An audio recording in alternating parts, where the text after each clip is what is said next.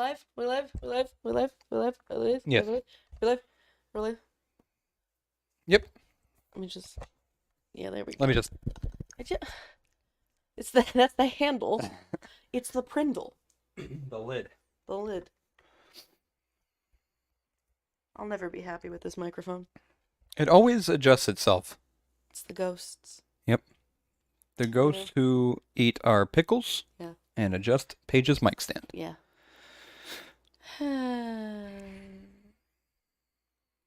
Pizza good? Yeah, man. I've had better. Yeah. I've had better too. I mean, for a fancy Geneva pizzeria. For how much I spent on it, I was expecting a little bit more pizzazz. I mean, well, like... a little bit of damn. Like Firefox. Yeah. Or Foxfire. Firefox is a web browser. Yeah. Foxfire is a steak restaurant in Geneva. Yeah. Either way. Very expensive. But the steak wasn't... it was okay. Yeah. Geneva has a knack for doing that. Ali and I went to this... We got pasta. Really good homemade pasta. Delicious pasta place. Really good cocktails. Everything's so fancy. Big portions. But the bill was over $100 for the both of us. I think we got an appetizer too. It's expensive to live out here. Yeah.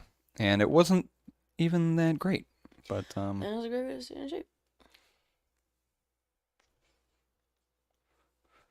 It's your episode. I know. Lead the way, Bubbarino.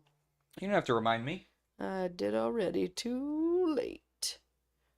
Watch me do it again. It's your episode. Oh, shit, it is?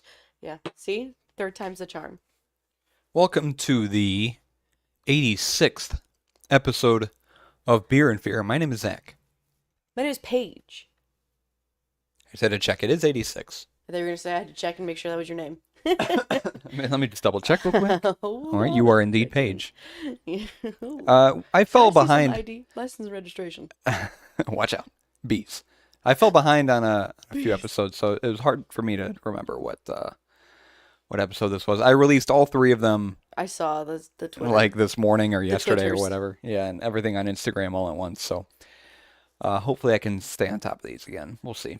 I believe in you. But episode 86, we're talking about... I wanted to pick like an easier... Joe Mama. Easier topic. It's not Joe's mama. Oh. It's venomous animals.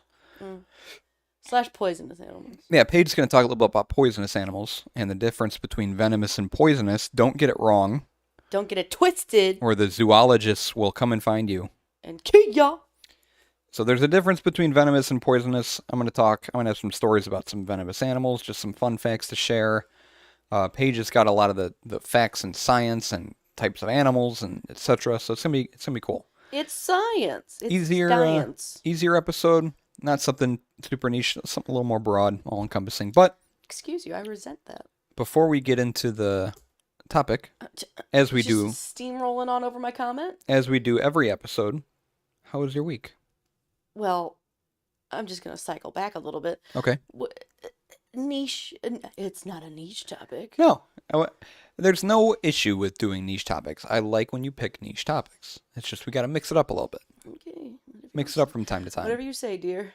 Our first episode was zombies. And then we did Idi Amin and this random person. Remember that episode on that random guy? Yeah, I remember. Was that Milkstachio? I was just making some shit up. I don't know. No, we had that episode. Oh, yeah. Who was that guy with mixed milk? It was something. Serial killer. Oh, yeah. I like that episode. Yeah. The shelf. I like that episode. I didn't like that episode. Why? I felt very overstimulated. Too many people were here. You were overstimulated? Yeah, too many people were here. Was that episode? Yeah. I remember because the episode was like 30 minutes. Because I wanted people to leave. Okay. How was your week? I'm an honest person. What do you want me to do? I speak nothing but the truth. That was episode 68. We did episode 68 on Harold Shipman. You're right. Yeah. I usually am. How was your week? I got pulled over. Yeah, you told me a little bit about that. Why'd you get pulled over, Paige? Because the sign didn't match the speed I was going. Don't you hate it when that happens? It needed to catch up. That's the worst. They need to put more signs with larger numbers. Yeah. Well, they need to, they have those nice signs that flash at you when they tell you your speed. Yeah. That we need more of those. We're getting too dependent on the flashing lights and numbers. If we don't see one of those, we're not paying attention at all. It was funny. I was in Wheaton, and I was going. Where was I going? Southbound? I don't remember. I was on a road. A direction. I was going a direction, and the cop was going the other direction. And as soon as he saw me, he was like, "Red car!" Red car going fast. Red car going fast. Oh, wow. Where's this zippy little bitch going? Was it a 2-lane highway in either direction? No, it wasn't even a highway. No, I mean, like, was it a 2-way? Oh, four total lanes yeah, across. 4 total lanes Okay. across, yeah. So I wonder, maybe. Immediately pulled a Yui. Yeah. I was just Okay. like, he's gonna pull me the fuck Hey, over. you must have been going And pretty fast. he waited so long to pull me over. Yeah, they got to call in the plate, and they got to figure out where they're stopping, and they got to observe your speed. Did you slow down as soon as you saw him flip around? Oh my god, I slowed down as soon as I saw him. Yeah. But he clocked me. It's too late. Got me quick. Yep. They sometimes they don't need to use their radar on their car. They can just visually see that you're going too fast, and they can estimate your speed. Okay, well, if I'm being honest, based on I was going fast. You were going fast. How fast were you going? I'm not telling you. Okay. You'll be ashamed of me. I mean, you told me already, but no, that's 60 and a 40. 60 and a 40. It's not terrible. And he what did he do? Give me a warning. Gave you a warning, exactly. So, because you're a good driver and you don't have a bad history, so I don't have keep any up the good history. driving. Knock on wood for me. I don't have any history. What was I gonna say? Oh, I was telling Ale about when I was taking tests for police departments.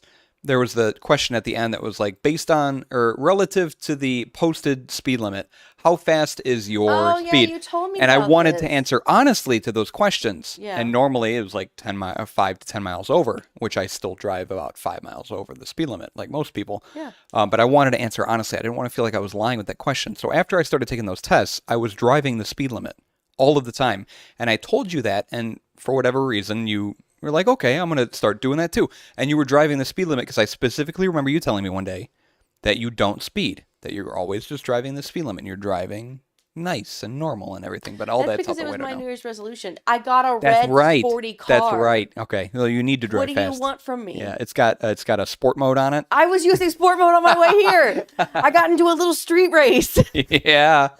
Well, first of all, it was their fault. They thought they could pass me. This is my road. I like to be first. Not going to happen in No. a sexy Mazda. No. Red Mazda. Sport mode. You gotta watch out for those Mazdas, man. They got sport mode. It was fun. Plus, it's Geneva and St. Charles. They've got those wide roads. Oh, no, Yep. it was Batavia. Batavia's got that big road. Yeah, Kirk Road. Yes. Oh, that was fun. Yep. Yeah, sometimes I like to push the pedal every now and then, flip around, do a I've turn. noticed- No cars and just punch it. With this car, my the pedal is off way too close to the floor, way too often. Yeah. I have put the pedal to the metal literally Yes. way too many times. I remember my very first car, the pedal would I would never, I'd be terrified to do that, but I feel like they've just been decreasing the distance that this pedal can go. I have touched the floor so many times. Same thing. I wouldn't do that in my fucking Ford Focus. Right. My little rinky-dink Ford Focus. But it's so much fun to just slam that pedal to Oh the my ground and then your car just takes off. I know. But be careful. Oh, the adrenaline. Watch out for cops. Get yourself a cop radar. Only do it when there aren't cops around. No, not sound advice. I saw my parents. We had a cookout for Memorial Day. Mm-hmm. That was nice. Good food. What else?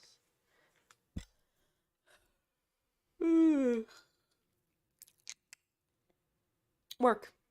That's about it. Mm-hmm. Okay. Gonna go hang out with someone tomorrow. Hell yeah. Pretty excited. Hell yeah. Looking forward to it. It's a great way to stay in shape. It's a great way to stay in shape. Yep. Just like we said. Yeah, just like we said. Oh, a red-eyed tree frog. How about you, Bubba's? Bubbarino? Bubba Boo? Bubba Booey? Let's see. Sweet baked baby beans. Ali and I went to IHOP, and we made the Katerina, Katarina? that Lego. We made a Lego at the IHOP. We were Thank the you only for people not there. saying Legos. And some what? I said thank you for not saying Legos. Yeah, we made a Lego set. Went to IHOP. That was fun. Hung out with my dad. Yeah. We got sushi. Sushi. Remember we got sushi that one I day? remember that was good. Oh yeah, you're right. We got sushi. We got sushi. We watched the first Fantastic Beasts movie because I had never seen it. You're remembering a lot more than I am. Well, I'm recording a lot of this on my phone here, good so job. I have to look back. We bought a shelf. A shelf? Yep, or a shelf? A shelf. Or a shelf. Not a shelf, but a shelf. A shelf. Shout out to Max Johnson. This for our Legos. It's off screen, but it's to my left here. It's to house all of our Lego sets that we've been addicted to making. All the Harry Potter Yeah, sets you that we make got. quite a lot. You should start posting pictures on Instagram of them. I should. Oh yeah. This is why I'm here. And then I got there's Money-making three Harry Potter sets in box behind me. Quite a few. There's the train, Hogwarts Castle. Hogwarts Castle, and then Diagon Alley. Diagon Alley. Yep. Bless So you. excited to make those. We got a shelf, and then we got another IKEA thing we're gonna build. Went to Mojo's in Plainfield with Ale. It's a New Orleans restaurant. You know, Caribbean style. They have like jambalaya and stuff, and stews, and like I really want to try gumbo. a crawfish boil. They got gumbo there. They got catfish and gator. I've They tried got crawfish boil. yeah. Gator's good. Yeah. Gator's a little chicken. They got po' boys. They have a lot of really, really good appetizers and some delicious cocktails. Their drink menu is expansive. They do a bunch of different kinds of shots. Expansive or extensive? Extensive, sorry. Well, and it's not cheap, but Mojo's is a cool place. A lot of good places to eat in downtown Plainfield. It's a great way to stay in shape. They do bike a lot in Geneva, so great way to stay in shape. Yeah, I'm gonna get a bike and I'm gonna join the Geneva Bikers. Please don't. Okay. Immediately giving up on that idea. All right. Out the window. I do want a bike though. I miss my bike. I miss Remember riding we went around. to that bike shop together? I have a video of you in the bike shop. I remember that. When you first moved out here? Yep. Yeah.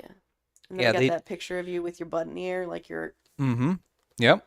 But there were bike shortages, so there weren't really a whole lot. There weren't enough bikes to choose Whole from. lot there. I've been seeing a lot more bicyclists.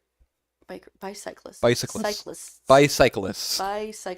Cyclists. They're not cyclists who are bi. They're Those bicyclists. exist. They do. They're bi-bicyclists. Oh, you're right. Bye-bye, cyclists. You know? You know? You know? You know? I've been seeing more because I've been going to downtown Aurora so often because of my sister. Mm-hmm. Yeah, a lot of trails around here by the Fox some, River. Like, real fat tires, and I'm just like, damn, Yeah. it's a fat tire. It's either the super thick fat tire or the real skinny ones, and they ride on the street. They call me super thick fat tire. Thick fat tire. That's my rapper name. TFT. I do want a bike though. I went for a walk at 1 a.m. yesterday. That's weird. 1 or 2 a.m. Because I like being out when it's cool like this and the sun's not beating down on me and there's no one outside. You get mugged. No, it's fine. Do you have your knife with you? I do. But I'd rather be biking than walking. Yeah, that's fair. But it's gonna look even better. Mm-hmm. Yes, it will. Anyways, I'm rambling a lot. The brewery for this week's episode. Oh. I got the beer at a store in Lockport called the Open Bottle. Uh-huh. I had been there before. I bought beer from there before. The first time I was there was because forever ago, I forget which episode, I was trying to find a very specific beer for an episode we were doing, and none of the Bennies had it. And I checked Open Bottle, and they had it. So I drove down there. It's in Lockport. And it's a tiny, cool space. And they have a lot of interesting beer. They had some stuff by Saint Laurent, which I mentioned to you. They have like singles where you can make your own 4-pack. A lot of cool stuff. So we walked in there, and I saw the beer already online before we drove out there. So I knew what I wanted to get, but we ended up walking out with like 5 4-packs of beer because everything looked so good. So this is where I got this beer. It's from Phase 3 Brewing Company. We've never done them before. Mm-hmm. They are located at 932 Donata Court in Lake Zurich, Illinois, 60047. That's up a ways, up north a ways. Up a ways. This is from their website. They got a lot of info, so I'm going to try and run through it. Phase 1. Sean, Evan, and Brittany. Brittany. I gotta capitalize that E. Swears already. Yep, it's a little toasty. Sean, Evan, and Brittany all started working with each other at a restaurant and brewery in Schaumburg, Illinois. Oh. Sean and Brittany would later get married, and have 2 beautiful children together, Aww. Avery and Caden. Oh. Sean and Evan became best friends, so much so that Evan was his best man at his wedding. While at the restaurant and brewery, Sean started making some pretty exciting beers and was able to get a good name for himself for it. Brittany, who has a graphic design degree, she was not the degree, was designing one-off labels for him, and Evan was busy managing the restaurant and brewery and helping to coordinate beer release events that were gaining traction. Things were getting pretty exciting. Phase 2. Sean eventually moved out to a new brewery down in Villa Park and helped get their beer program built up from the ground. Brittany continued designing labels for the beer, and shortly after opening, Evan came on board to be the general manager. After a couple of years, the 3 of them decided it was time to do something on their own. Phase 3. They reached out to a brewery up in Lake Zurich, Illinois, who had some room for them to start contract brewing. The brewery was able to help them out and offered them 2 tanks to use once every 3 weeks. Fast forward about 9 months later, when Sean, Evan, and Brittany had a full team of people helping brew, package, and distribute beer. They also worked out a deal to purchase all of the equipment and take over the lease and start operations in Lake Zurich on their own. Nice. Phase 3 brewing is a culmination of everything the 3 have learned in the industry, collectively and thoughtfully put together. Growing from those 2 tanks to now having more than 12, the ride has been scary and stressful, but most importantly, extremely fun and satisfying for them to watch it turn into what it is today. Phase 3 brewing has been a passion project for everyone involved, and we take our quality in beer seriously and strive to constantly improve. We all hope to see you one day and share a beer and get to know you. We cannot express how thankful we are to be in an industry like this and have the tremendous support we get from our fans. They're located in northwestern Lake Zurich at that address. Our brewery has grown from 2 leased tanks to a modern 21,000 square foot facility complete with reverse osmosis water processing, 3-vessel, 15-barrel steam-powered brewhouse, GEA centrifuge, whatever that is, counterpressure CODI packaging line, whatever that is, full quality control lab, and 3,000 square foot tap room with outdoor seating. Pretty fucking big. That sounds awesome. With our history rooted in the brewpub experience, we pride ourselves in brewing a diverse range of ales and lager across various styles. Hand-selected hops and unique processing methods serve as the catalyst for an extensive IPA portfolio that showcases all the flavors. This style can deliver to your glass. In an in-depth specialty lager program flanks our productive area with 2 30-barrel horizontal fermentation tanks, symbolizing our commitment to quality. That was a lot. Why was there I just started hearing some audio cutting in and out in my headphones. Thought something was going to break. Yeah, they have a lot of stuff on their website. You can read about their tap room. You can read about the beers that they got. Read about their story. They have actually an explanation of their logo, which I took a screenshot of so I can show you.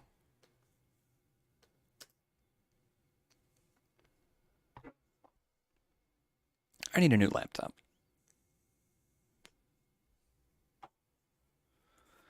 Like, I love you, MacBook Pro, but you take forever to do anything.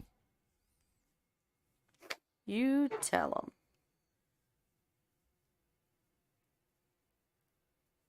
them. Okay. So this is their logo. Like a bird. The hummingbird with the dotted line things. So phase 1 is this wing. Phase 2 is that wing. And phase 3 is the outline and filling in the bird. Okay. Yeah. That was interesting. Yeah, it's all Brittany's fault. She's the graphic designer. They've even supported organizations such as the Lurie Children's Hospital, Lake Zurich School District 95, give all those children delicious beer, Hope for the Day, Lake Zurich Area Chamber of Commerce, and the Greater Chicago Food Depository, to name a few. That's all they do. They just show up with beers and hand them out to the 6-year-olds. We're doing a good thing, guys. This'll put some hair on your chest. What's your name? Timmy? No, it's not. It's Timothy now. You're a man. How old are you? 7? Our beer is called Frog Stack.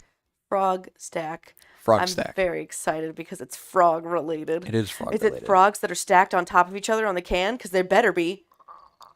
Oh, what was that? That was my my throat noise of excitement. I see. Yeah. Oh, I was so excited. My throat was like, it scared me a little.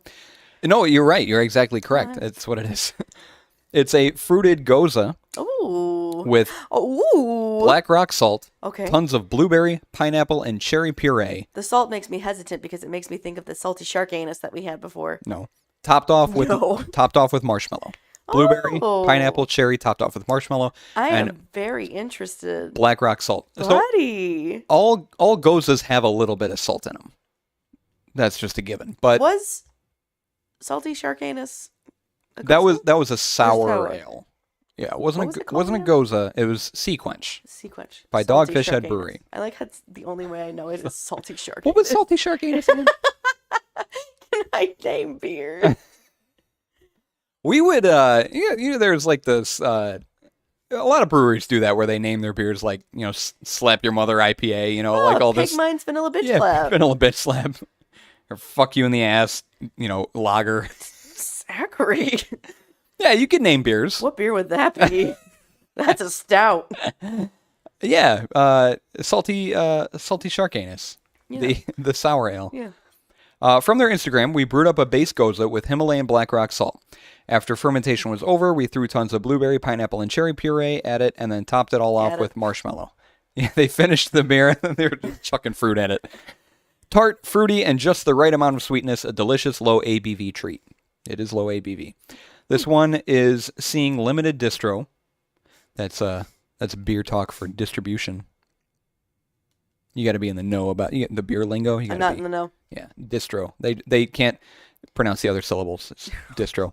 And the tap room is fully stocked. Stop in and grab a 4-pack for the holiday weekend. So I guess this came out Q3, Q4 last year. I don't know. Okay. But it's still around. So this is a gose.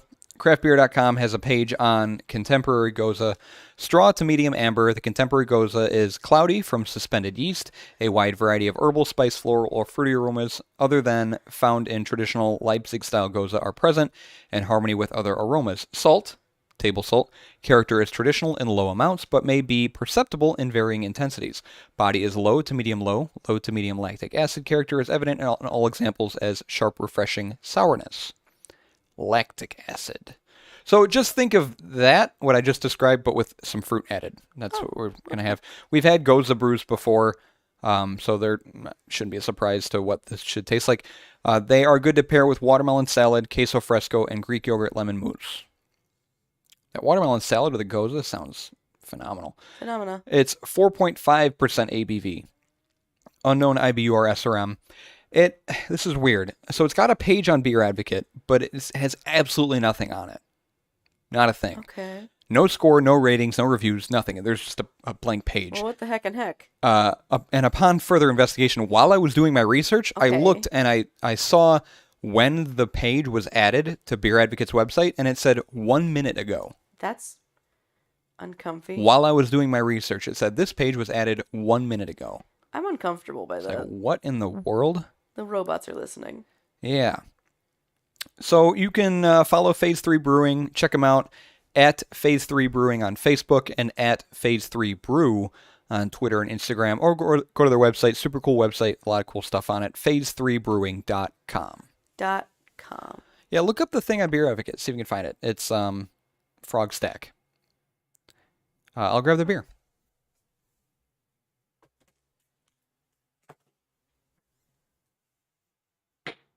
You got 2 coasters over here? I Where's think your second so. coaster? Is it hiding? There it is.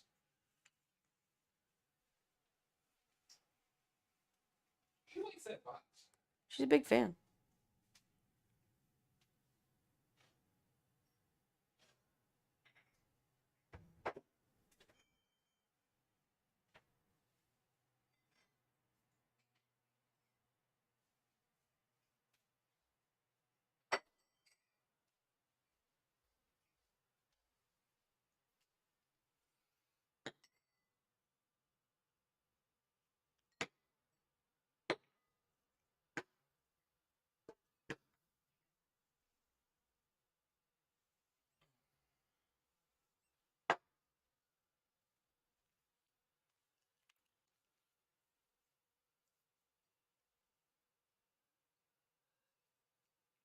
Yeah, welcome back. Thanks. This is pretty good. I thought it was D's. D's nuts. Got him.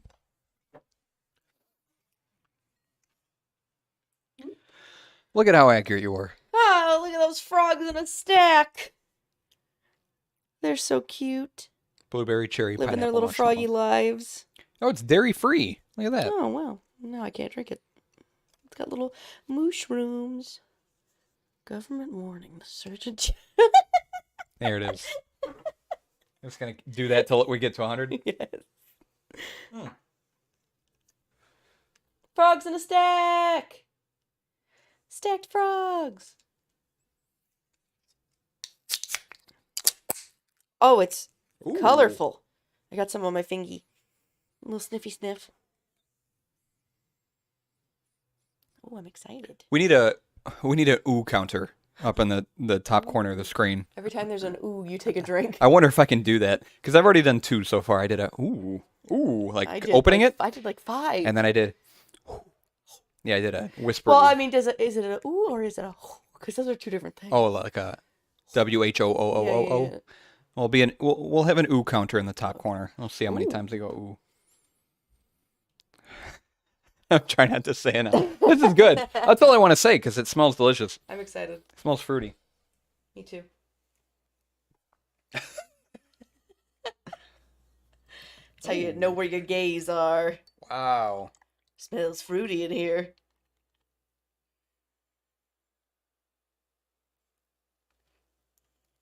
I did a pouring motion. This is like syrup. Yeah, it looks like raspberry syrup. What if I just... Raspberry juice. What if you just spill it? It smells even better outside the can. Oh, that's Oh my God. delightful. On your piercing? I got foam on my nose. I can smell the sweetness of the marshmallow. Oh, yeah, definitely. That's so good. Yeah, I'm very excited about this. Blueberry Zachary, syrup. I have not been this excited about a beer you've picked in so long. I know. I saw this and I was like, And the frogs. Paige is gonna like this. Yep, I'm the so frogs. proud of you. I know. I'm stepping up. Working my way up. Are you making your way downtown, walking fast, faces passing, you're homebound? No, it's...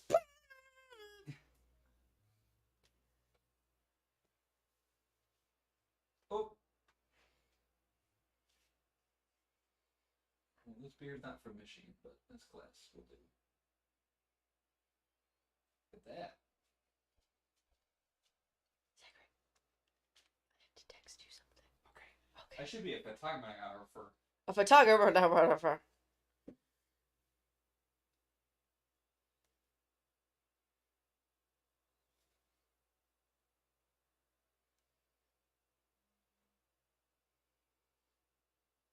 That wasn't a text.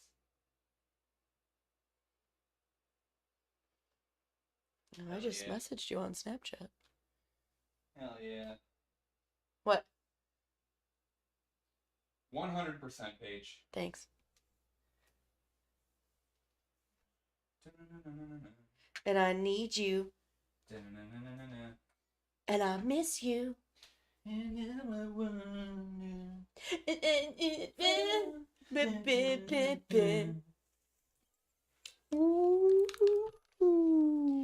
That's what a siren sounds like, kids. Do you want to know what I sound like when I do the fire truck for children? Wee!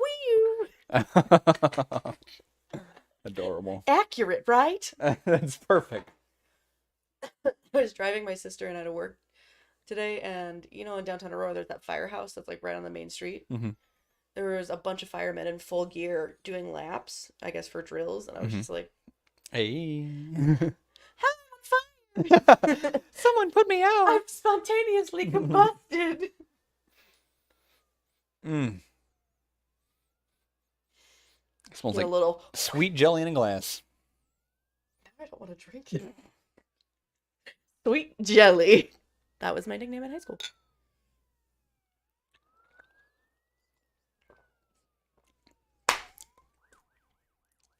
Wow. Zachary Michael, damn it. Wow. What have you done to me?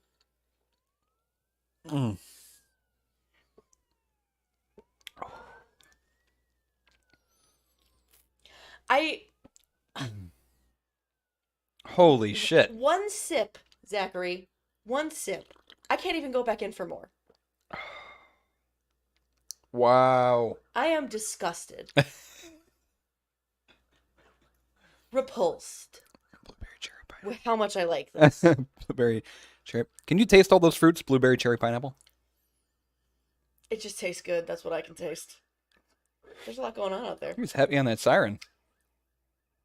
He's like, get out of my way. That doesn't sound like an actual siren. Actual sirens sound like wee. As we all know. Zach, this is like eating candy. This gives me... Mm. There's this blueberry syrup that I used to get as a child, and I was obsessed with it from Smucker's. This takes me back to it. I'm having nostalgic flashbacks because of this beer. You've hit all my marks. A weird color. There's frogs. It's fruity. It's sweet. There's some marshmallow. I'm listing these things now. Yep. So good. There's stumpage. There's stumpage? It's thick. There are some... I like a thick It's a thick beer. just like I like a thick woman.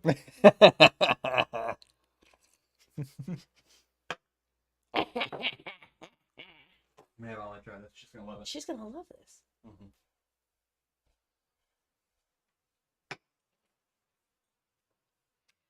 Good stuff.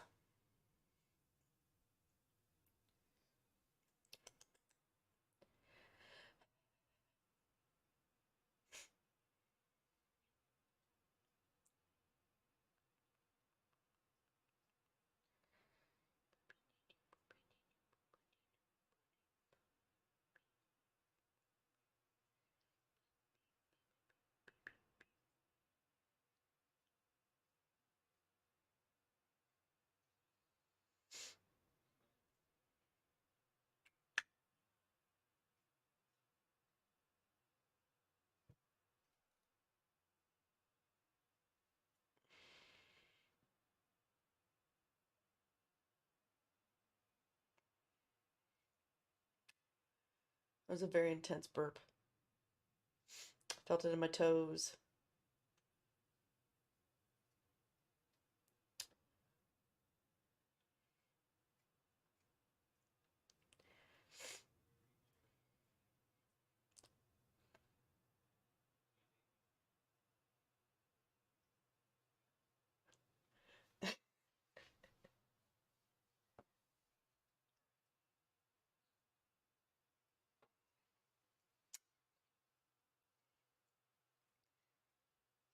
Good. Gasota. Hi, kitty.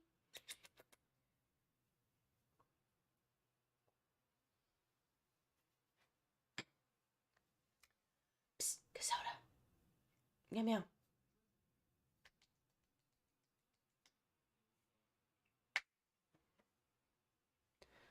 Hey, welcome back. Hey, thanks. Hey, thanks. She likes it. Well, duh, it's She went, delicious. ooh. Add it. It counts to the ooh counter.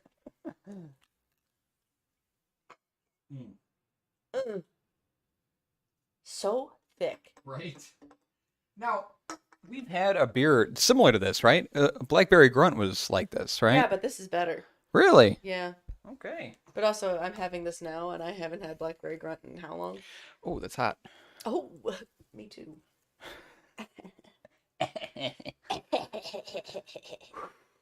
Well, Paige, take it away whenever you're ready. I'm going to keep enjoying this delicious beer. No. Fine. Beer and Fearcast at...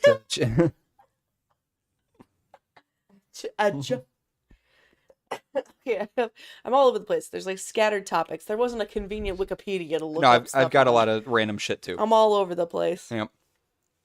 Okay, let me get my bearings. Oh. At some point, I'm going to interrupt you so you can rate this beer. Oh, go ahead. It's floating. Okay, So well, let me give you my opinion. okay, what's your opinion? 10 out of 10. We'll put this at 1. 10 out of 10, so I'll give it a 1. Yeah. That's how that works. Logic.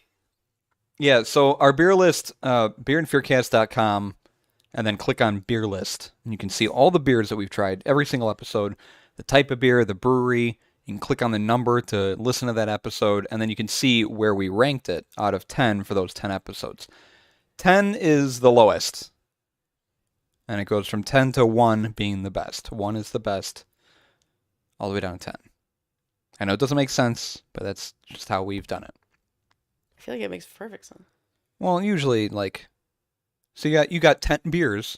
Yeah. Which one are you going to rank 10 out of 10? You know? So we kind of do it in number opposite. 1. That's my thought process. The number 1 The beer. number 1 beer. Anyways, Zach, what's the difference between poisonous and venomous? I don't know, Paige. Or Tell venomous me. and poisonous? What is the difference between Poisonous? venomous and poisonous?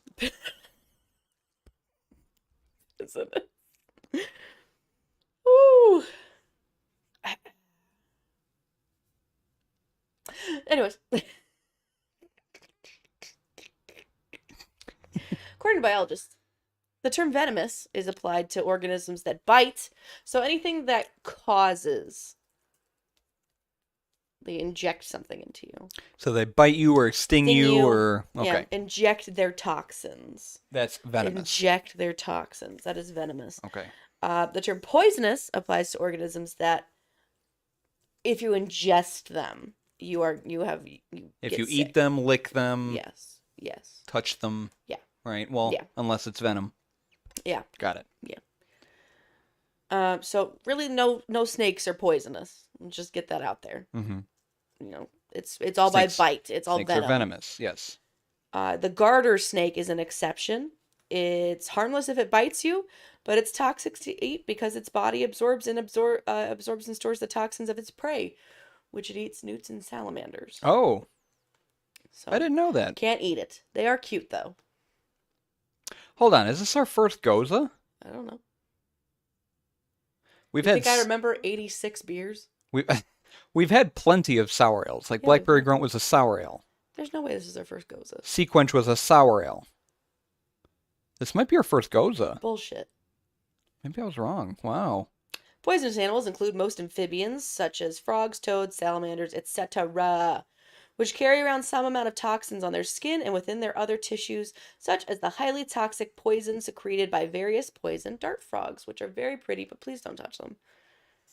These chemicals are strong enough that they can be deadly to humans. So, don't eat them. Don't eat the frogs that are poisonous if you touch them. Yeah. Along with snakes, dangerous spiders are also generally venomous, and I know they're not considered animals, but whatever. Are they not? I mean, they're a bug.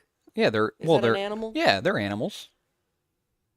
Does that classify? The What's kingdom the definition of animal? the kingdom Animalia. What do you consider it? Yeah. Insect 'Cause- falls under animal? Yeah, because you've got animals, you've got plants, you've got fungi, you've got like protists, like prokaryotes. So yeah, insects. All of those things are Is a classified. tardigrade considered an animal? Water bear? I don't know. We're gonna look it up. Hold on. Huh. Water bear. Some lizards are venomous as well, from relatively mild, such as that of the Gila monster, which those guys are cute if you ever seen them. A Gila monster. I did a Gila class monster. presentation in 3rd grade on Gila monsters. I remember it. Gila monster. I made a PowerPoint. Oh, nice. I did a class presentation on a snowy owl. Oh yeah, you told me we did the owls one. Yeah. That was cute. They are animals. Oh, okay. Yep. Hey. Oh, no. They're in the kingdom Animalia. They can also survive in the vacuum of space, so I don't trust them. Yeah, they're crazy. I know, right? And various species of iguana. And, Komodo dragons. Those guys got a lot going on in their saliva. Yeah, I don't fuck with anything that's larger than a dog and has I love Komodo has dragons. scales. They're so cute. In addition, other animals such as bees, Oh god. ants, and wasps are venomous, even though they do not contain fangs. They got stingers. The platypus is probably the best known venomous mammal. Yeah, okay, this you got to explain this to me cuz Male platypus,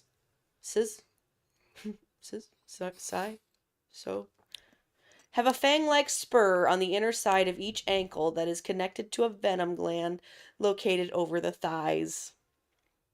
The spurs can be wielded in defense, and the venom is potent enough to kill small animals and to cause intense pain in humans if the spur penetrates the skin. God just said, Let me look in the lost and found when we put together the platypus. We got all these extra pieces left over. Slap it together. Yeah, they're weird, and I never knew until like a couple days ago that they were venomous. Similarly, jellyfish, corals, and sea anemones have capsules called nematocysts, Okay. which may be tiny, elongated, or spherical that contain coiled, hollow, usually barbed threads, which can be turned outward to ward off enemies or capture prey. These barbed threads often contain toxins. Look at this thing. Looking at that thing. What a joke. What a cruel joke. Freaking weird. Fucking what? A beaver? They're cute, A though. duck? They're kind of cute. What is he? Oh my god. And then, plants. But those aren't animals. Correct. I know. Different scientific kingdom. They're totally different.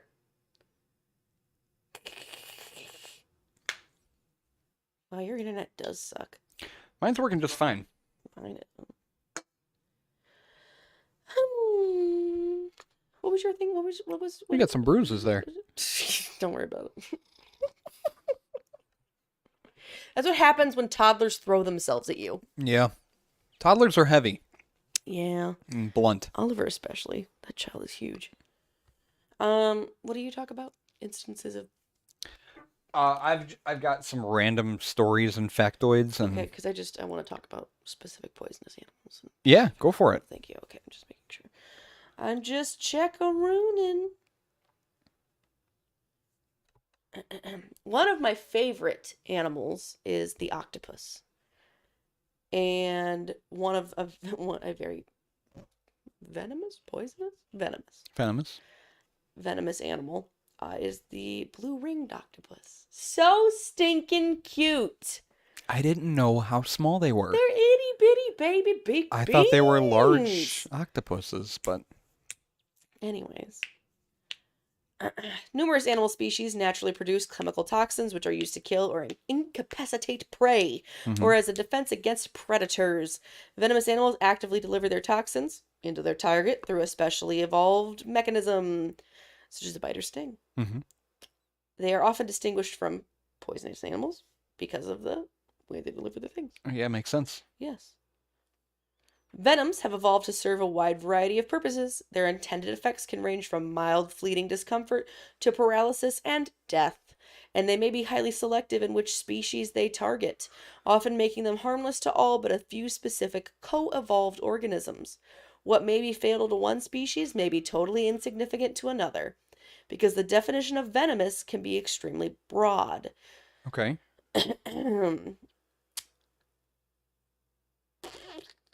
So fish. Yeah. There's about 1,200 species of venomous fish. Oh, wow. Venomous fish. That's a lot. One of them is the stonefish. Yeah, I did a little bit of reading about that. Do you talk about it? No. You sure? Yes. They're ugly. Yeah, they look kind of crazy. People eat them. What? Yeah, weird, right? So they're venomous but not poisonous. Yeah. Oh. Their venom breaks down when you cook it. Okay. Isn't that weird? I wonder if they're tasty. But it's usually sashimi. Mm-hmm. Sashimi. It's probably expensive too. I would imagine. Yeah, stonefish look crazy. They look like big rocks. You look crazy. I know. I don't look like a stonefish though. Are you a stonefish? Anyways, the most venomous animals on Earth, and I'm going in a list. Okay. From least to most. Oh, okay. The southern short-tailed shrew. What's a shrew? It's like a rodent. Okay. Using its grooved incisors, the shrew delivers a killing bite with venom potent enough to kill 200 mice. Oh, wow. While that's not enough to kill a human, the pain, swelling, and muscle problems the toxin would cause are not worth annoying a shrew to find out. Leave the shrew alone. Gila monster. Yep. One of the most venomous lizards to humans. A bite isn't fatal, but it can cause severe pain, dropped blood pressure, and hemorrhaging. And recovery can take up to 5 days. Platypus, Mm-hmm. we talked about. A crazy freak of nature, which are still kind of cute. God's cruel joke. Mexican beaded lizard. It doesn't have fangs, but the lizard literally chews on its victim until its venomous saliva travels through its grooved teeth and into the wound. Oh gosh. So it just gnaws on you. Like that? Like a geriatric with no teeth. In humans, a bite causes pain, swelling, sweating, falling blood pressure, and very rarely death by respiratory failure. Uh-huh. Can you tell I had sugar? A lot. Yeah, this beer has got a lot in it too. Catfish. Catfish are venomous? Like the one you fry, baby. The majority of catfish are venomous and inflict incredibly painful wounds via strong hollow ray fins. The stinging proteins are potent enough to hospitalize an unlucky person, or in the case of Plotosis lineatus, striped eel catfish, even cause death. I did not know that. The king brown snake delivers a large amount of venom, 150 milligrams in one bite, but fortunately its venom isn't quite as potent as the other ones. Death is rare but possible. Brown recluse. Oh yeah, heard about those. Recluse. Vomiting, necrosis, muscle and joint pain, the bursting of red blood cells, organ damage, and possibly death in young children with weak immune systems. Put your children in bubbles. The blue spotted stingray. It is the most venomous stingray. Death is very rare, but it did kill Steve Irwin. Was that a blue one? Yeah. Oh, I didn't know that. I thought it was just a random stingray that got him. No. Eastern diamondback rattlesnake. Those shrews. Yeah, you can't trust a shrew. They're very shrew. I get it. And shrill.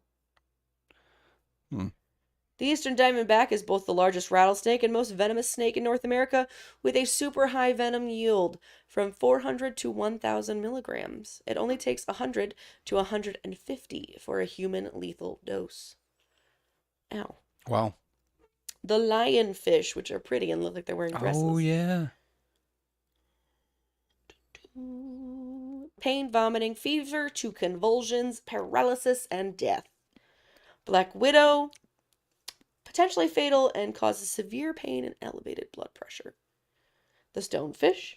The 13 spines on the fish's back can deliver a powerful neurotoxin that can cause excruciating pain and possibly death within a mere 6 hours if left untreated. Russell's viper. Some of the symptoms are bleeding from the gums and in urine, and pain for up to a month. Russell, why can't you keep track of your viper? All Yeah, right. Keep it inside. Keep it in its enclosure. Don't let it out and start killing people. Yeah, you're right. Tell him. Fucking Russell. The Brazilian wandering spider. It just wanders and kills. Wanders and kills. The neurotoxin can cause intense pain, paralysis, asphyxiation, and ultimately death. Children, in particular, are susceptible. The Indian cobra. The mortality rate for untreated victims is estimated to be 20 to 30%. Wow. The common crate. Its venom is full of powerful neurotoxins, though a victim can literally suffocate to death for 4 to 8 hours after being bitten. Like a box, like a crate? Krait. Crate. Ah. A crate. Fat-tailed scorpions cause up to 400 deaths a year. The neurotoxins in the venom can kill a person within 6 hours. Good old black mamba, the combination of neurotoxins and cardiotoxins can kill as soon as 7 hours. A king cobra can spit its toxin, so it doesn't even need to bite you. Oh. You didn't know that? They spit. They have like a gland in their mouth that they could just... I don't like That's that. me spitting. Also, only 7 milliliters of the venom can kill 20 humans or 1 elephant. 1 elephant? Yeah, my dude. Only 7 milliliters. The Death Stalker scorpion is tiny, but very deadly. Its sting can impart a lethal venom with a median lethal dose of 0.25 milligrams. Looking that up. Okay. Saw-scaled vipers is blamed for more human deaths than any other species of snake combined. The Indian red scorpion has a fatality rate of up to 40%. Jeez. Hey, kitty. The funnel web spider Their venom acts swiftly, can cause increased blood pressure, arrhythmia, coma, and death, and can kill a small child within 15 minutes. Define small child. The boom slang. What's that? Just you wait. Can open its jaw as wide as 170 degrees when it's biting. Its venom is highly potent and contains a hemotoxin that disrupts a human's blood coagulation. That said, the venom is slow acting, which helps buy time to obtain an antivenom. I don't like that. The jaw thing. Da boy, sea boy. snake. Have the deadliest venom of all sea snakes and can kill a mouse with one bite. Sea snake venoms are heinous. They can cause paralysis, blurry vision, difficulty swallowing or speaking, and at about 3% of victims, death. 3%. The coastal taipan is got a mortality rate of 100% if it's left untreated. Whoa. In cases of severe envenomation, to be given venom, death comes swiftly within a half hour. The cone snail. I hate these guys. These aquatic snails may move slowly, but that's precisely why their venom is extra potent. They have hollow modified teeth called radulae, that are sharp enough to penetrate a wetsuit. And the estimated human lethal dose is incredibly small. It's believed that the venom in one of these mollusks is enough to kill 20 adult humans. Fucking snail. Iracon something jellyfish. This tiny jellyfish, which may only grow as big as a person's fingertip, packs a huge punch. Unfortunate victims contract. It's named after the jellyfish. I don't know. Oh, irukandji? Yes, thank you. I talk a little bit about those. It causes excruciating pain. Yeah. I won't talk about how people die. Mm-hmm.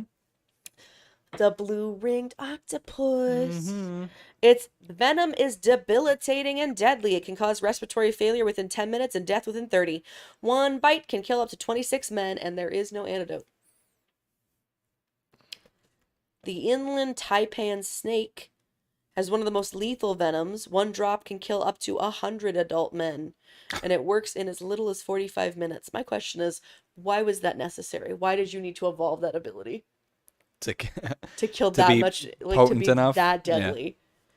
Yeah. Number 1 most venomous is the box jellyfish. The box jellyfish. It is probably the most deadly. It doesn't have the most intense venom, that's the snake, but it is the most deadly. It is large in size, yet almost transparent in the water, and its tentacles can sting you with its million of nematocysts, injecting a hefty amount of venom while holding its victim in place.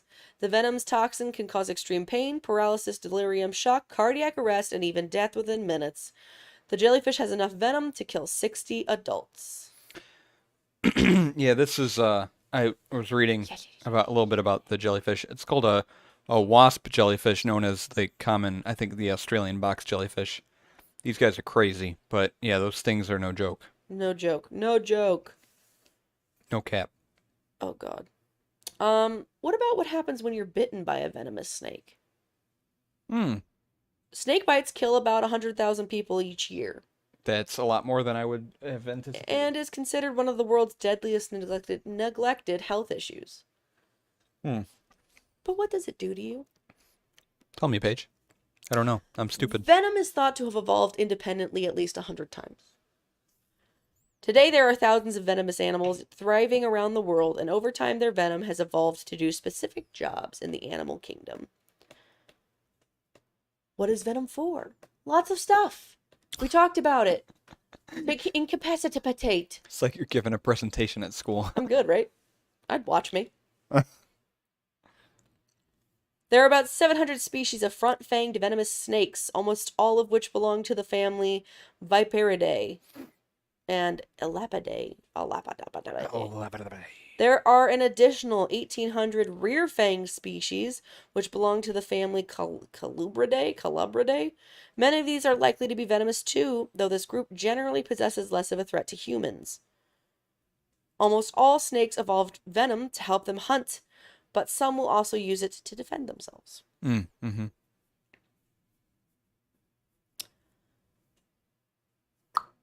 There are several other less common uses for venom, which will bring up the male platypus again, they use it to fight off dudes when they're trying to make weird platypus sex. Yep. Makes sense. Tawny crazy ants use theirs as an antidote to the venom of fire ants. Oh. You know, it's weird. Shrews are thought to use it to preserve their food. Weird. Two groups of venomous snakes are particularly well known: vipers and elapids. Broadly speaking, the venom in these two groups do different things to a bite victim. I heard of the first one. I know what vipers are. Vipers, which include adders and rattlesnakes, have venoms that are generally hemotoxic. This means they attack the circulatory system. They can cause bleeding or interfere with the blood's ability to clot. Many famously venomous snakes are elapids, such as cobras, mambas, kraits, and taipans. Oh, okay. Their venom is typically neurotoxic, which means that it interferes with the transmission of nerve impulses. It generally has an immobilizing effect, either making a victim's body turn rigid or become limp. Interesting. Neurotoxicity and hymotoxicity are not the only effects venoms can have, nor are they mutually exclusive. So there are much more things that they can do. Mm-hmm. Taipans, for example, have the immobilizing neurotoxic venom, which also has very fast-acting blood clotting abilities. Taipans just have too much going on. Like Picolane. Rattlesnakes can cause horrible bleeding, but their venom is also cytotoxic, which is tissue destructive, and can cause wounds and necrosis. I had to burp. You know? Mm-hmm. You don't talk about boom slings, do you? No. Cool. Carl P. Schmitz was an American herpetologist who was fatally bitten by a boom slang in 1957.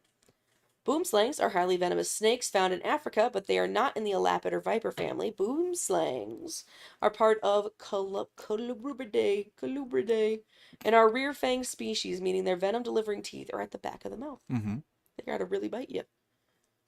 Schmidt kept a detailed diary of his symptoms from a bite to the fleshy part of his thumb to the hours leading up to his death. He reported a fever, violent nausea, vomiting, and pain, bleeding from the gums, nose, and bowels. Can you imagine? And a variety of other side effects. He died within 24 hours, and an autopsy revealed extensive internal bleeding. Mm.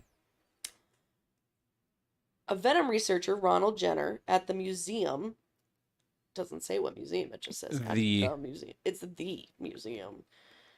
These are enzymes. They are a broad family of toxins. This is metalloproteinases. Okay. I forgot to mention that, sorry.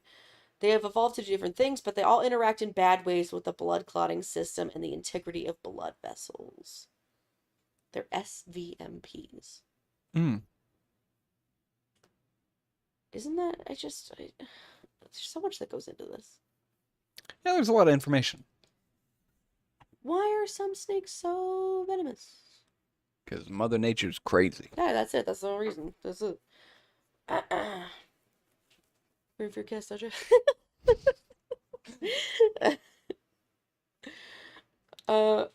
It's because it needs to be quick. They need to immobilize their prey quickly or handle an attack quickly. That's the reason it's so strong. That's like asking why are guns... No. Don't even go into this. Don't even go into this. You know they use snake bite like venom in medicine?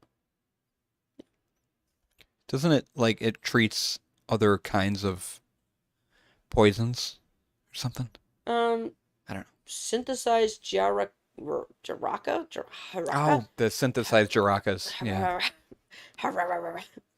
Is used in captopril, which treats hypertension and congestive heart failure. Saw-scaled vipers have contributed to the blood clotting inhibitor tyrofibin, but very few venoms have been approved for pharmaceutical drugs. You know? I know now because you told me. I know now. You're so smart. No. Inaccurate. I'm a sleepy little bean, let me tell you. Oh, God, I don't want to drive home. Anyways, have you ever watched a video of, like, how blood reacts to snake venom? I'm stretching. No. Can you pull one up for me? Let me tell you, that pizza and the beer I'm ready for a nap. Put you right to bed.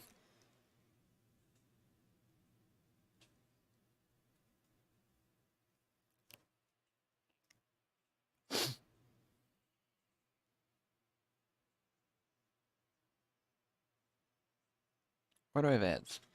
What do I have ads? I pay for no ads. You tell them.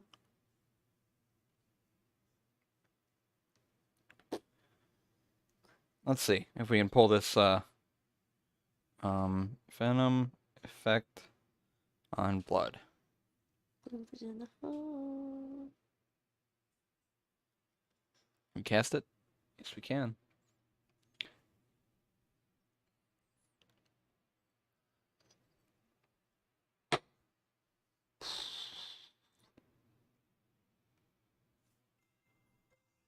Oh, it's a whole thing. I just wanted to see.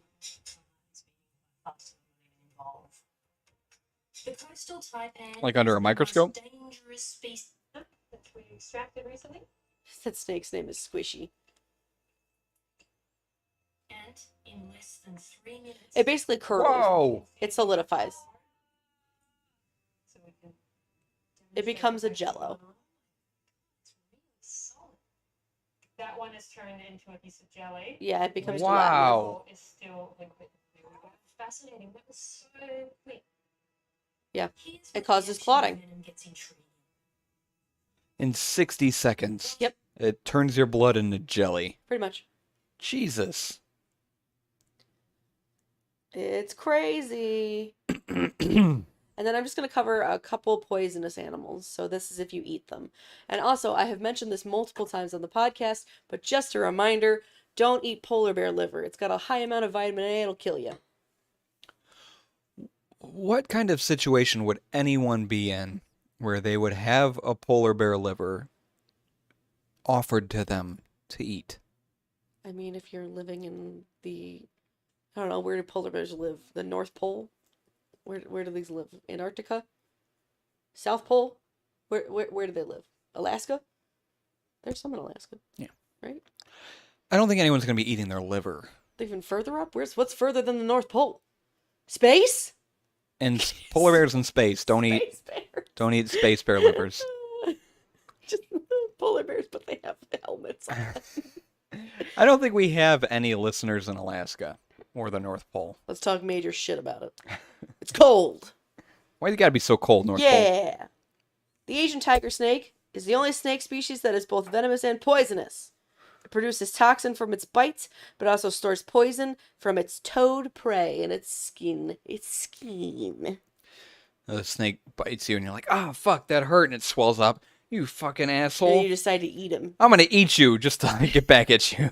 Fucks you up even Fuck, more. I'm poisoned now. Uh-huh. The hooded patooey. Patooey. It's a type of bird. Bless you. Thank you. It harbors a neurotoxin in its skin and its feathers called homobotritoxin. Wow. This that can sounds cause scary. slight numbness and tingling in humans upon contact, but is much more harmful to smaller animals. It originates from its diet of beetles. The hawksbill sea turtle consume a variety of prey, including toxic algae and sponges. Their flesh can also become incredibly toxic. This means anyone who eats the meat of one of these turtles is likely to suffer from marine turtle poisoning, complete with nausea, vomiting, diarrhea, and other stomach complaints. How are you going to go just calling to work? Bring, bring, bring, bring. This is your job speaking. I have sea turtle poisoning. This is your job speaking. Marine turtle poisoning. Excuse me? It's a real thing. Cane toads have poison glands which produce bufotoxin, and that's not a sex move. One of the most poisonous toxins in the world. The toxin in their skin is so potent it can kill a variety of animals, and it's particularly dangerous to dogs. Oh, yeah. Dogs be getting into all kinds of shit. Yeah, dogs be getting all kinds of shit. The poison dart frog is It's in the name. small and brightly patterned, warning predators that it is not fit to eat. Their poison is kept in their skin and affects anyone who touches or eats it. And also, people tend to use it as Oh, yeah. Like for a. hunting. Yeah. Or like a hallucinogen? Don't know about that. Oh. I don't know nothing about that. The people like licking frogs to get high. You ever hear about that? Spanish fly.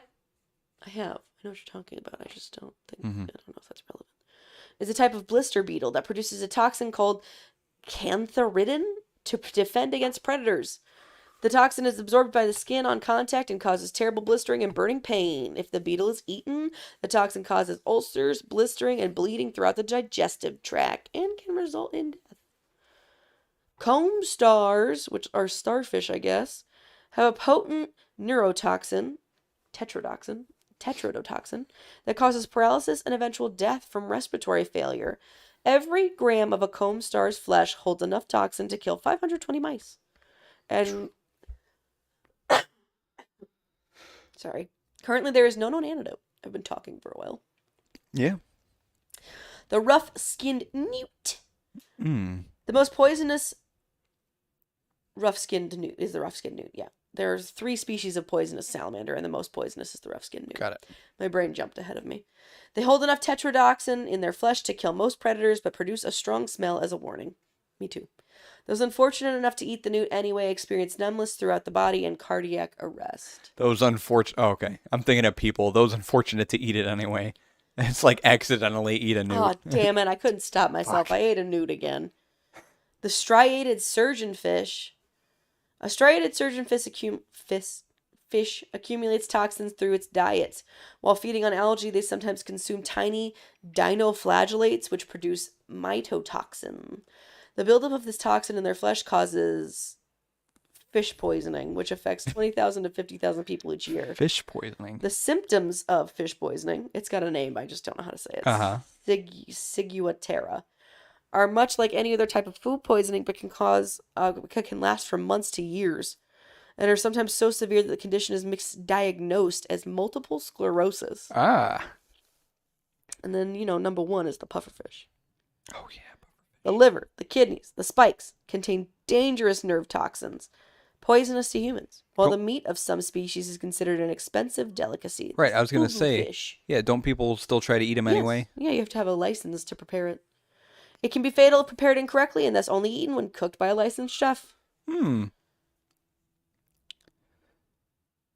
And that's my section. That was a lot of info.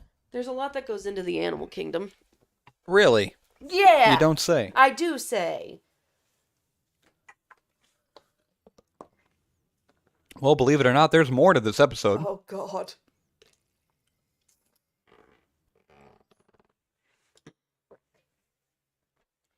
So I have a spattering of Don't ever use that word around me again. different articles and notes here. Touch on a few different things. The first thing I pulled up is what you were talking about with the jellyfish, the irukandji, the box jellyfish. So irukandji syndrome is a condition that results from envenomation by certain box jellyfish. The most common is the Carukia barnesi, Excuse you? which is a venomous jellyfish found near Australia.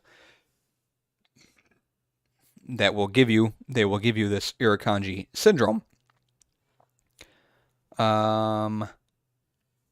Most stings occur during the summer. Because the jellyfish are super small, the venom's only injected through the tips of the nematodes, rather than the entire lengths. As a result, the sting may be barely noticed at first. It's been described as feeling a little more than a mosquito bite. The symptoms, however, gradually become apparent, and then more and more intense in the subsequent 5 to 120 minutes. Irukandji syndrome includes an array of systemic symptoms, including severe headache, backache, muscle pains, chest and abdominal pain, nausea and vomiting, sweating, anxiety, hypertension, tachycardia, and pulmonary edema. Symptoms will generally improve in 4 to 30 hours, so it may take up to 2 weeks to resolve completely. Oh, my tab crashed. Huh?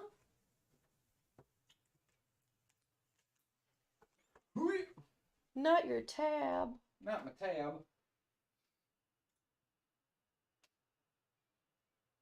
Come on back. Come on back, tab.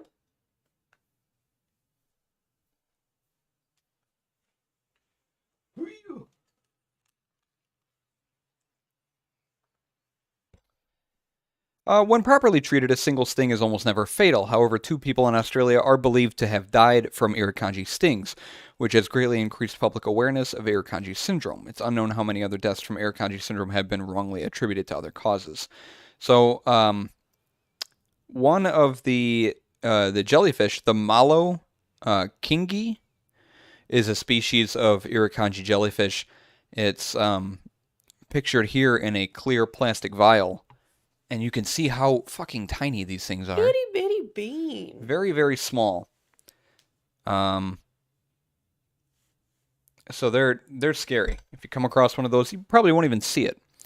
And I found this other article on Wikipedia that talks about how jellyfish stings afflict people. So a cnidocyte is an explosive cell containing one large secretory organelle called a cnidocyst that can deliver a sting to other organisms. So these things, you can see this photo here is this is the cnidocyst, and this is the bacteria, and the stinger is coming out of it, and this is the blood from the organism that's in that organism. And there's a diagram. Let's see, the nematocyst.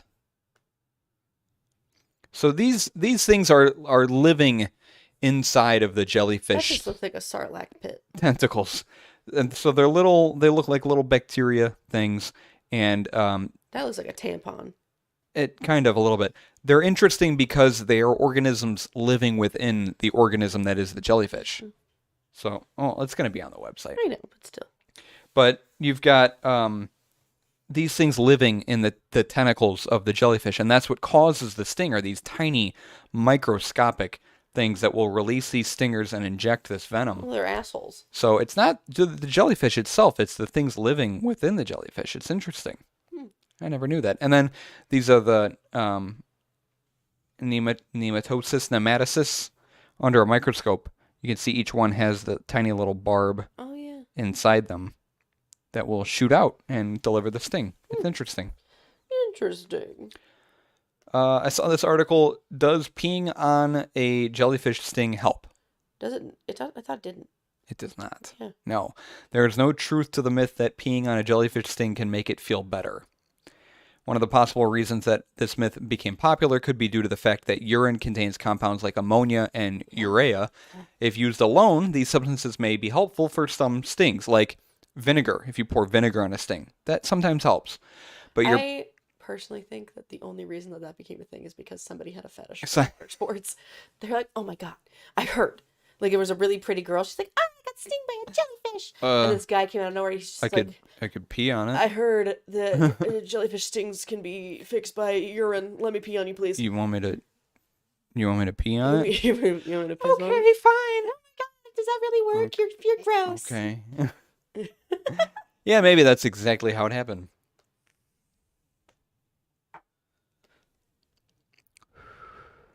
That was my dramatization. I did find this article about a fisherman Not a fisherman. who is 28 years of age. He survived a bite or a sting or whatever from a blue-ringed octopus. And I picked this because I know you like blue-ringed octopuses. I love them. So a fisherman has shared his miraculous tale of survival after he was bitten by a blue-ringed octopus, one of the most venomous creatures in the ocean, with enough poison to kill more than 20 people. Mitchell Ogg was pulling up a crayfish pot on Garden Island off the western Australian coast on Friday when he got whacked by the deadly 8-limbed mollusk. I didn't see it fall into the boat after pulling a pot later strung on my barefoot. I'm disgusted. Mr. Ogg wrote on Facebook, adding, How do you know he he's British? should have had his boots on. His boots on. He's Australian. Australian. Why do you know Yeah. he's Australian? Because this was in Australia. What if it was a tourist? It was in Australia. What if it was a tourist? This occurred in Australia. But what if it was a tourist? Every tourist that goes to Australia has an Australian accent. Oh, okay? good to know. The 28-year-old from Perth, Australia. Oh, damn it. I take it back. Perth is in Australia, right? Yes. Was treated by Navy paramedics at the scene before being rushed to the hospital. As Perth. Yeah. When you think you got 6 minutes My answer of yes was not enough for you. when you think you got 6 minutes to live, the panic kicks in. I just tried to stay calm about it. Cole, that's not Australian. He told 7 News. That is not Australian. Look, it's him. He's cute. Oh, look at. What a little baby. I know it's The octopus was caught and put in jail. or promptly arrested. He was detained. Despite their small size, just one blue-ringed octopus bite can produce enough venom to kill 26 adults. We got so lucky today. Someone must be watching over him. So glad. Oh, sorry. We got so lucky today. Someone must be watching over him. So glad my love is still here. This gives me Monty Python vibes. Mr. Ogg's girlfriend wrote on Facebook. You should look up, does Mr. Ogg still have said girlfriend? Asking for a friend. Put that in Google. The creatures are known to be docile unless provoked or handled, but their bites will render victims severely or totally paralyzed and unable to signal for help. Just last week, a little girl unknowingly picked up a blue-ringed octopus while collecting shells at Coogee Park, What a south fool. of Park. There's photos, you can see her. She's holding this thing, and people are taking photos of it. When the child took them home for cleaning, her auntie made the terrifying discovery. A good reminder this morning about keeping watch of what your little people are collecting. They look beautiful, but can bite, but a bite can be deadly. Can you say, that's not a knife. This is a knife. That's not a knife. This is a knife. Thank you. You're welcome. So that's the story on a blue-ringed octopus. Oh, wait, hold on. Holding on. There was a picture here in this article. and Okay, there was a picture. I clicked the close button and my Mac is like, all right, we gotta close this tab. All right, let's work on closing this tab. We're gonna take our time. Let's close this tab. Once we're closed, we're gonna go to the next tab. It's still thinking. my Okay, now God. the tab's closed. I gotta reopen it. Sorry, what? I'm gonna reopen this tab because I want to show you a picture Okay. that I saw in this article. Hurry up, I gotta pee. You can take a pee break. No, it's fine, continue. I'm gonna make it through this episode. This will be a long one. No! I don't have that much more to go over, Oh, but well, then we're fine. yeah, but I mean, your section was longer than normal, I and my know. section's a little longer than normal too. But I really want to find this photo because you're gonna agree with me when you see this photo. Okay. What is the photo? It's of Mitchell, the guy who was stung or bitten by an octopus. You know, it might be. Oh wait, hold on. It's coming. It's coming. It's coming.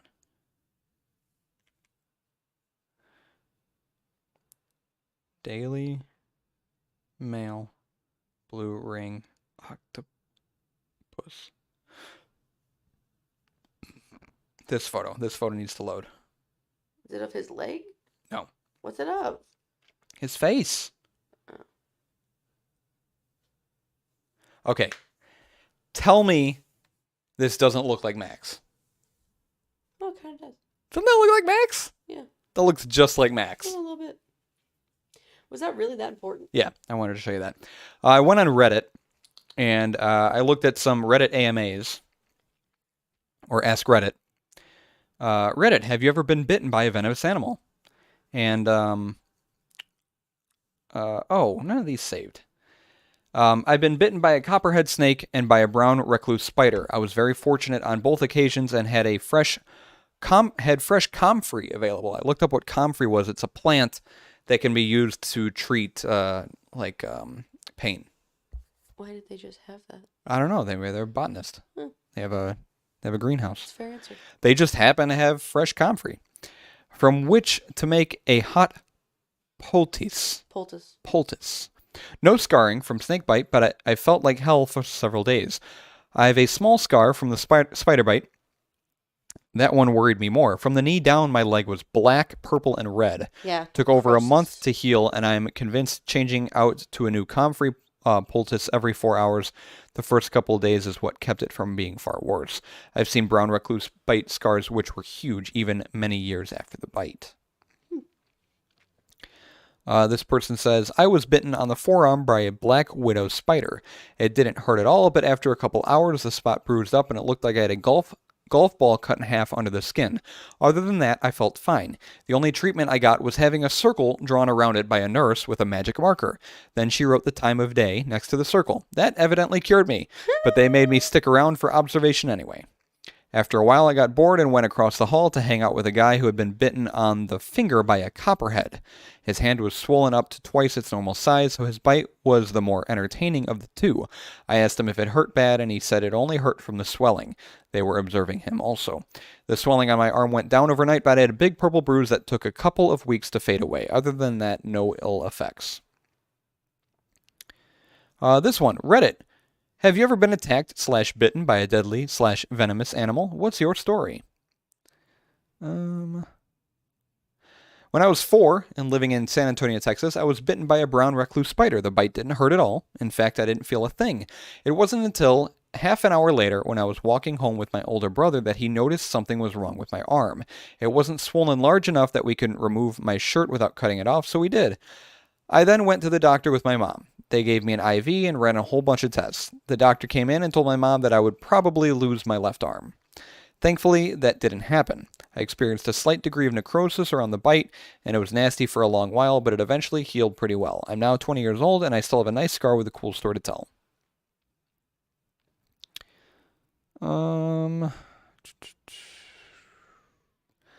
This one, have you ever been bitten by a venomous animal? If so, what's the story? Back when I was about 6 years old, my family lived in a house with a large hill behind it. There was a lot of dry bush back there, but enough clear ground to make an ideal setting for games of make-believe involving mazes, labyrinth-like fortresses, or curiously well-lit sewer systems.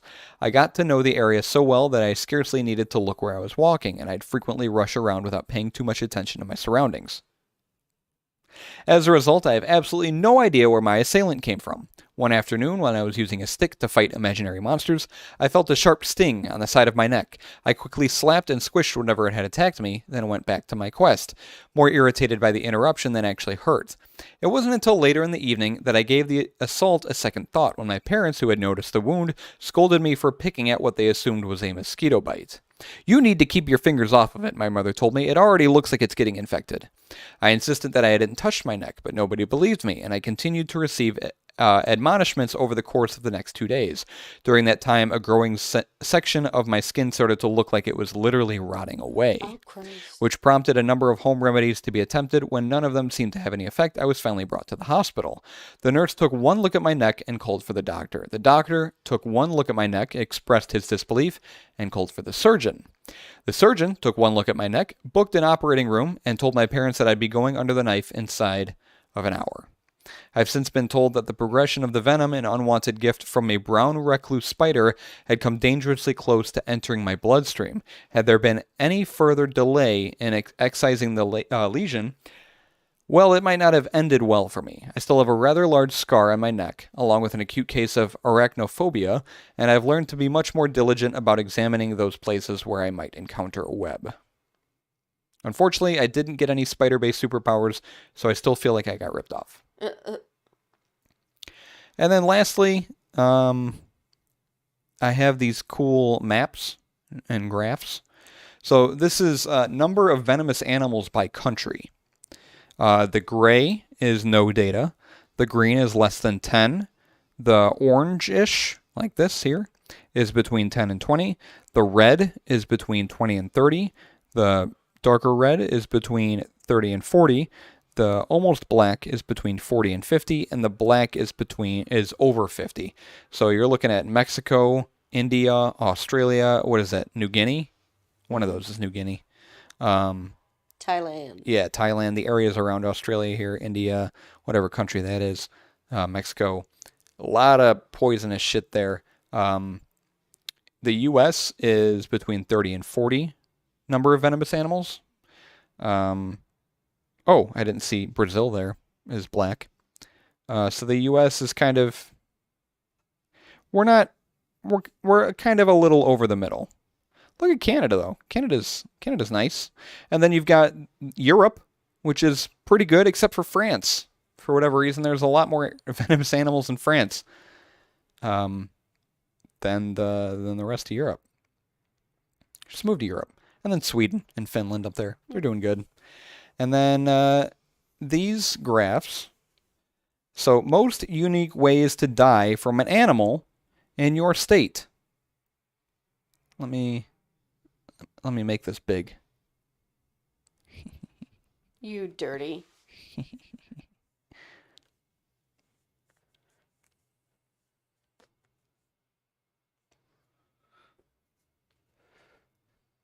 And these will be on the website. Animal-related causes of death above natural average in each state. So you can see the horse one is bitten or struck by larger animals. The alligator, bitten or crushed by larger reptiles. The snake, contact with venomous snakes and lizards.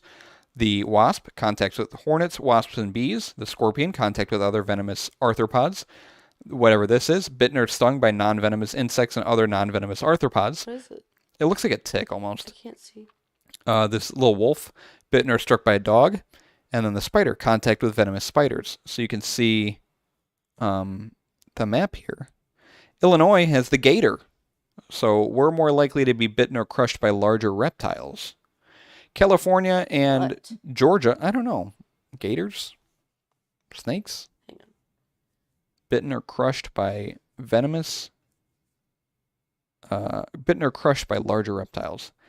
California and Georgia are the only two states where contact with venomous snakes and lizards is the most common. Looks like Texas and North Carolina, contact with other venomous arthropods like scorpions. Interestingly enough, Arizona, which has the highest number of venomous animals in the United States, you're more likely to be bitten or struck by a dog in Arizona than actually any of the crazy shit that lives there. Even New Mexico, you're more likely to be bitten or struck by larger mammals. So I thought this graph was pretty interesting. Florida is the only state on the map, too, where bitten or stung by non-venomous insects and by other non-venomous arthropods is the most common. Florida's weird. And then Tennessee, contact with venomous spiders.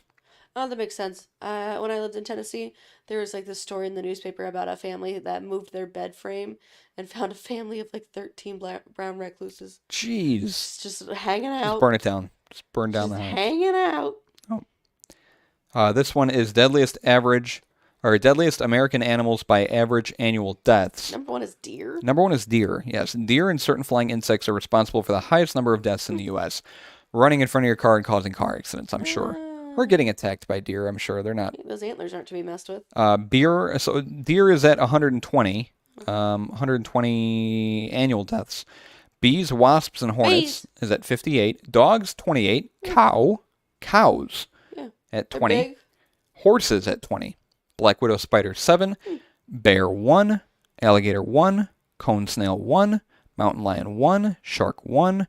Rattlesnake 0.23. Copperhead snake 0.1. Wolf 0.18.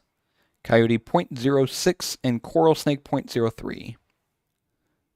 That's pretty neat. And then there's one more graph. This is what are your odds of being killed by an animal? It's not specifically referring to venomous animals. This is just animals in general.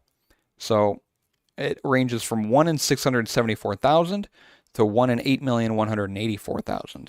See, the state that has the darkest red is Montana. So in Montana, 1 in 674,600 of being killed by an animal. Illinois is on the least list here. It's number 33.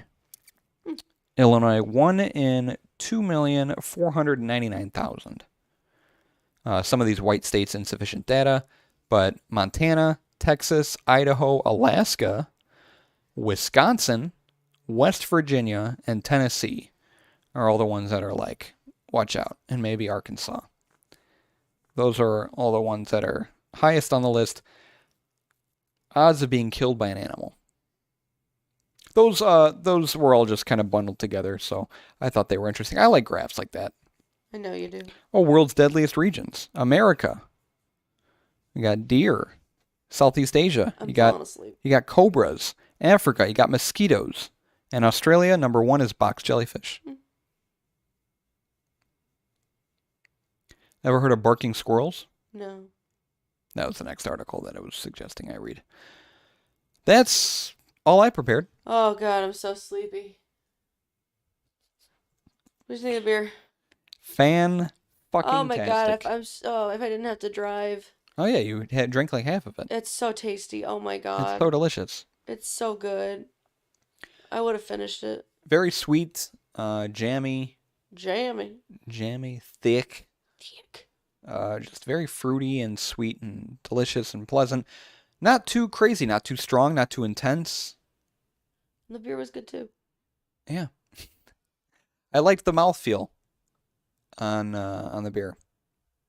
It's good. Enjoyable. Casoda's got a pointy tail.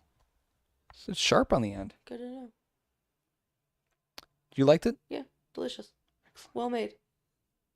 Fantastic. Thank you to the one person who stuck around and watched us this entire episode. You can see our viewers on the screen over there. Just a reminder, you can watch all of these episodes.